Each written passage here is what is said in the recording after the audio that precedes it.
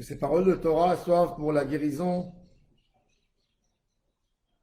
de Eliyahu Hananel ben Ruth Mesodi, pour la guérison de Moshe Raphaël Nissim ben Kamil, pour la guérison de Daniel Tamar Atou bat Fortuné. Le Midrash dans notre paracha nous amène des phrases exceptionnelles de David Amelech pour avoir une qualité de vie extraordinaire. David Amelech nous dit Mi ha'ish yechafetz chaim, qui est l'homme qui veut vivre, mais vivre, pas simplement vivre par défaut, on est là alors on vit. Tu veux bien vivre, Oev Yamim, tu aimes tes journées, tu veux avoir une qualité de vie, Oev Yamim lirotor, tu veux que ça se passe bien ta vie. David Amelech nous dit Netzor leshonecha mera, préserve, garde ta bouche du mal. Usfatecha tes lèvres, midaber mirmad, ne pas parler un mensonge. Ensuite, après, sourmera, quitte le mal et fais le bien, va à setov, bakesh shalom, cherche la paix. Vérod feu, et cours derrière lui, fais un effort pour l'obtenir. David Amelech, dans ces mots simples, tellement simples, mais malheureusement tellement durs pour certaines personnes, être heureux dans la vie, c'est pas si compliqué que ça. Le plus grand mal que l'homme peut avoir dans sa vie, c'est pas le mal qui vient suite à un manque de parnassa. Les hommes pensent que pour être heureux dans la vie, il faudrait avoir une belle parnassa, que si on a de l'argent, alors notre vie est bonne, est belle, la vie est belle. Mais c'est faux, parce qu'on peut voir tellement de personnes qui ont une bonne situation, qui arrivent à nourrir leur famille facilement, qui ne se privent de rien, et qui ont une vie stable, ils ont une belle maison, ils ont une belle voiture. Et malgré tout, il y a énormément de problèmes de shalom bayit, de mécontentement, de manque de satisfaction, de manque de respect à la maison, des cris. Et tout ça est lié aux fautes de la langue, de la bouche. La bouche. On a des lumières extraordinaires que Akadosh Baruch Hu fait descendre d'en haut du ciel par 22 tuyaux. Il y a 22 tuyaux qui amènent de l'énergie, de la lumière du ciel vers le bas, vers le monde. Et c'est quoi les 22 tuyaux? C'est les 22 lettres de la Torah Akdosha. La lettre, elle a une force qu'avec la lettre, on compose des mots. Et les mots vont être les récipients qu'on va créer pour recevoir cette lumière d'en haut et de pouvoir la garder chez nous. Les lettres donnent la définition du mot et le cadre pour pouvoir garder une lumière et faire d'elle quelque chose. C'est-à-dire qu'une idée qui est dans la tête de l'homme, tant qu'elle n'a pas de mots, elle n'a pas de définition. Alors les lettres, la force des lettres, c'est que les lettres préservent l'idée et lui donnent un cadre. Dans les dimensions spirituelles, c'est les lumières qui descendent d'en haut et qu'on arrive à les cadrer et à leur donner une limite, à leur donner une dimension par les lettres. On a 5 consonnes, on a des mots qui se prononcent avec les dents, d'autres avec la langue, avec la gorge, avec les lèvres, avec la langue. Ces 5, c'est comparé au Chamisha Chumshe Torah, les 5 Chumashim qui sont des lumières spéciales que Akadosh Baruch Hu a données à l'homme. L'homme, par l'étude de la Torah, par l'étude des mitzvot, il améliore, il radoucit sa neshama et il voit que du beau dans le monde. Il arrive à voir dans tout ce qu'il voit que des belles choses. L'homme qui est loin de la Torah, il voit le mal. C'est le mal qui reflète en début.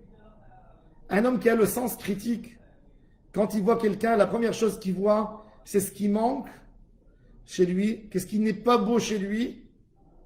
C'est un homme qui a de gros défauts dans sa neshama. Un homme qui est beau, une âme pure, quand il voit l'homme le plus sale, il cherche à voir ce qui est propre chez lui. Il ne cherche pas à voir ce qui est sale. Dans Chovot HaLevavot, Rabbeinu Bachya Ibn Pakuda nous raconte qu'une fois il y avait un homme pieux, et marchait avec ses élèves, et il passait à côté d'un cadavre. Un cadavre, un animal mort. Il sentait très mauvais. Et tous les élèves ont bloqué leur nez. On ne peut pas respirer. Et ils tournaient leur tête pour ne pas voir, ça les dégoûtait. Et ils ont dit, regarde comment ça sent mauvais, comment c'est en train de pourrir. Il leur a dit, est-ce que vous avez vu les belles dents blanches du cadavre? Un homme sent une mauvaise odeur, et le pieux, il regarde les belles dents. Il voit ce qui est beau encore. De voir le beau, c'est un travail. C'est un travail, et c'est pour ça que la Gemara dans Masechet Arachin, elle dit qu'un homme qui a parlé du Lachon Hara, il a envie vraiment de réparer, il a envie d'arrêter d'être l'homme qui critique toujours. Vous savez, on a des gens que dès qu'on mentionne un nom de quelqu'un à côté d'eux, tout de suite, ce qui ressort, c'est de la critique sur ce monsieur. C'est à chercher, il est où son défaut? Et des fois, ces hommes sont conscients de cette mauvaise qualité qu'ils ont et ils ont envie de réparer. Ils n'ont plus envie d'être là parce qu'il faut savoir que quand quelqu'un parle du Lachon Hara sur quelqu'un d'autre, il croit au début, ça lui fait plaisir de vouloir critiquer l'autre, mais en fin de compte, il se rend compte lui-même à quel point la discussion avec lui est vide. Elle ne construit rien. Il ne se sent pas bien lui-même de la parole, de la mauvaise parole qu'il a parlé. Il n'est pas bien dans sa peau. Et il se dit, hélas, j'ai plus envie d'être comme ça. Alors, qu'est-ce qu'il faut faire? Mais après, le lendemain, il retombe là-dedans. Alors, la Gemara, elle dit, Maïta Kanato, Shel Mesaper Lachon Hara. La Gemara, elle dit, Yasok Batora, il faut qu'il étudie la Torah. Il va récupérer les 22 lettres de la Torah, les 22 tuyaux de lumière, et recomposer d'une autre manière sa façon, sa manière de voir les choses. De chercher à voir que le bien chez les autres. Nous, dans la Torah, on a des mitzvot, beaucoup de mitzvot. Il y a des mitzvot qui sont censés à nous montrer, à montrer aux gens que nous sommes des dévoués d'Hachem. Par exemple, la mitzvah du tzitzit. Le tzitzit, le talit, on le pose sur nous pour montrer un témoignage chaque moment et chaque seconde qu'on est les enfants d'Hachem. Quand on voit les fils, le fil bleu, quand il y avait le fil bleu, se rappeler du ciel. On a la circoncision dans notre corps, pour que quand on regarde notre corps, on comprend que notre corps ne nous appartient pas, qu'on est des serviteurs de Dieu. On a une mezouza à l'entrée de la maison pour comprendre que tout ce qu'on a ici, c'est pas à nous, c'est chez Hachem. De cette même manière qu'on a des belles choses qui montrent que nous sommes des dévoués d'Hachem, la Avera, elle montre qu'on est éloigné d'Hachem. Et c'est ce qu'il y a chez le lépreux. Le lépreux, il a exactement ces 3 parallèles à la Kedusha, 3 parallèles de Touma. La mezouza, elle était censée à montrer ici, c'est une maison de quelqu'un qui sert Dieu. Le lépreux, ça commence la lèpre par des taches d'humidité et des taches qui ne s'en vont pas de verre sur les murs de sa maison. Dire comme quoi, je ne suis plus un dévoué d'Hachem, je suis un homme qui s'occupe de la destruction du monde. Quand je parle du mal et je critique un tel et l'autre. Ensuite, le tzitzit qui est un habit. Ben, cet homme, il va avoir une lèpre sur les habits. Et quand il n'a pas compris tout ça, la lèpre arrive sur son corps. Au lieu d'avoir une circoncision, une brit mila qui est un témoin qu'on est des dévoués d'Hachem, qu'on est des avdés Hachem, ben il va avoir une lèpre sur son corps qui va dire et qui va témoigner, qui va crier à tout le monde, je suis un homme impur.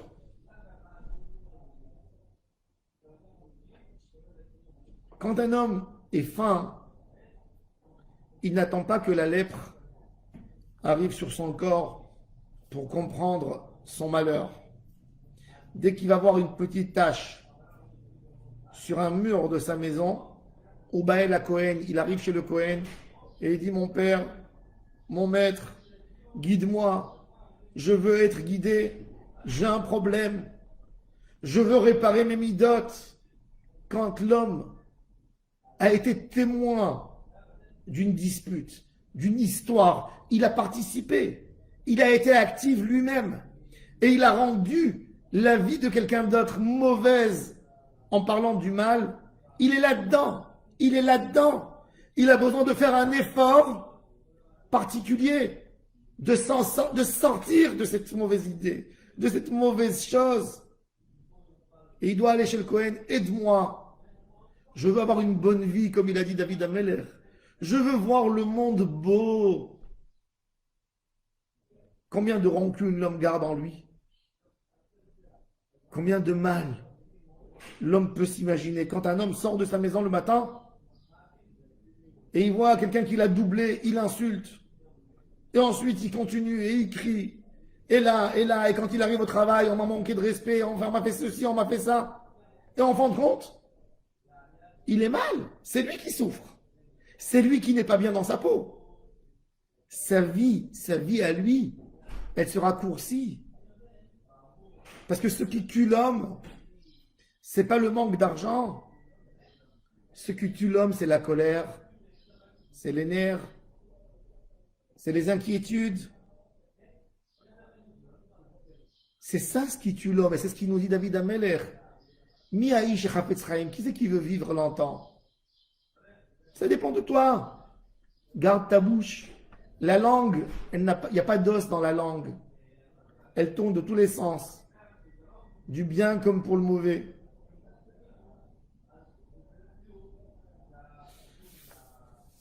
Rabban Gamliel avait un serviteur qui s'appelait Tavi. Tavi savait très bien cuisiner. Un jour, Rabban Gamliel a dit à son serviteur, à Tavi, Tavi, fais-moi plaisir. Fais-moi un plat extraordinaire. Que tout celui qui sera à table va dire que c'est exceptionnel. David lui a dit pas de problème. Il est parti chez le boucher, il a acheté une langue. Et il leur a fait de la langue. Tout le monde s'est régalé.